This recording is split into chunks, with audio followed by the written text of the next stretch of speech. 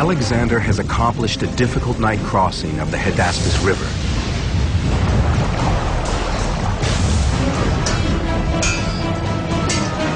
He's defeated a small Indian advance force.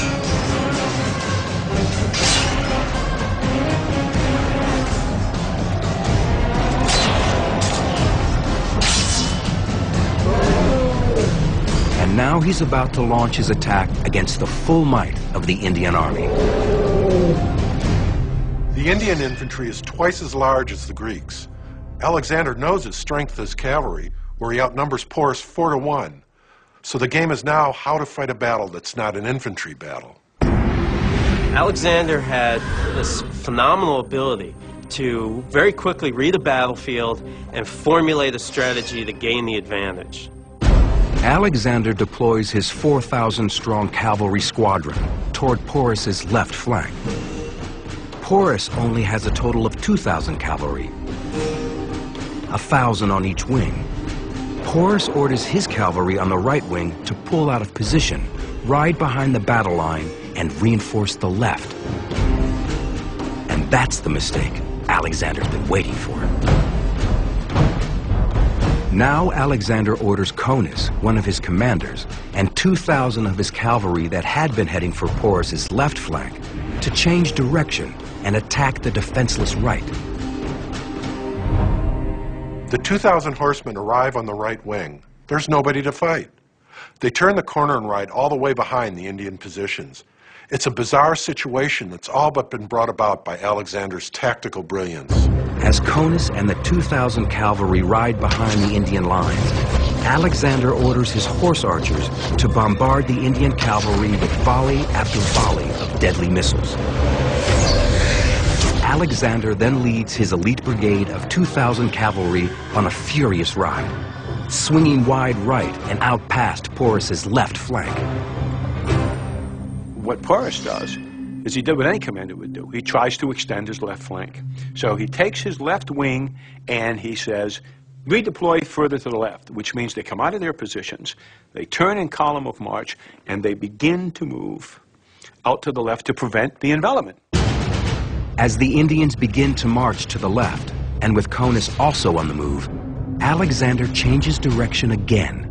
Instead of sweeping around Porus's left flank, he suddenly turns inward and cuts off the left wing from the main body of the army. At the same time, Conus, who was ridden all the way around the battlefield, arrives at what we call the Schwerpunkt, or the critical point in the battle, and bang, slams into the left wing of Porus's army. Now Porus is exactly where Alexander wants him. His left wing shattered, cavalry destroyed. Alexander always seemed, whenever every battle that he fought, always seemed to be at the crucial point where the tactic shifted. The crucial point where instead of going out, he turned in, where he went through the gap or instead of around the gap. How you do that and at the same time be right out there with your guys is a rare talent. Alexander now moves his heavy infantry against the Indian center, but Porus is not about to give up. He orders his archers to attack. The Indian bow is 6 feet of strong, flexible bamboo. To extend it fully, the archer must anchor the bow in the ground and steady it with his foot. Tremendous size gives it unparalleled firepower. Its arrows with sharp bone or metal tips can penetrate any armor. But because of the weather, the archers are ineffective. It was raining the night before, and all those thousands of horses and men and elephants, they turned the ground to mud. The Indian army wasn't used to fighting during the rainy season. Its archers couldn't anchor their bows. Huge blow to Porus. He'd lost one of his most powerful weapons. With his left wing destroyed, Porus's army is reduced to his infantry, his war-trained armored elephants, and their archers. You didn't just fight the elephant. The elephant on top was what they call a howdah, which was an archer or spear platform, but they deployed with a squad of 13 infantry around them, the same way we'd use infantry to protect tanks today. But the elephants do have one soft spot, their eyes. The Greek infantrymen attempt to secure their target. I can imagine what would happen if an elephant's blinded in the eye. I mean, he just goes crazy. I mean, an elephant's an exceedingly big animal.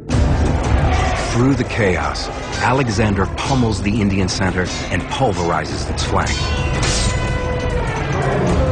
Despite being trapped in the deadly two-sided attack, Horus fights on. The center is collapsing on itself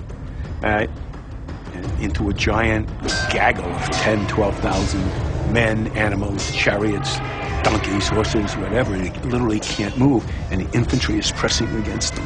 The cavalry is pressing from the side.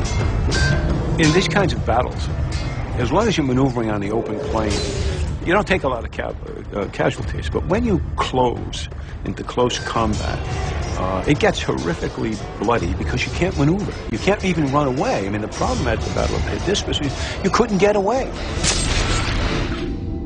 Brutal man-to-man combat, animals hacked to pieces. The Battle of Hydaspes turns into a gruesome massacre. Alexander and his Greek killing machine are destroying the Indian army at the Battle of the Hydaspes River. Alexander commits what's left of his cavalry and orders it into a circle around this mass of quivering, frightened men. Horus's army is caught in a death trap. It cannot maneuver.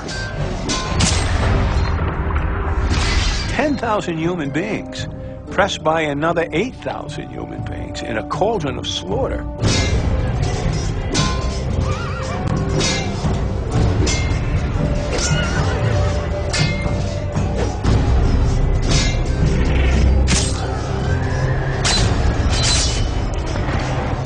The screams of animals, the trumpeting call of a wounded elephant, for example, the whinny of a horse in pain. And remember, if you fell down, if a horse slipped and went down or was wounded, or if a man fell off a, there were no saddles, but fell off the horse, be trampled to death.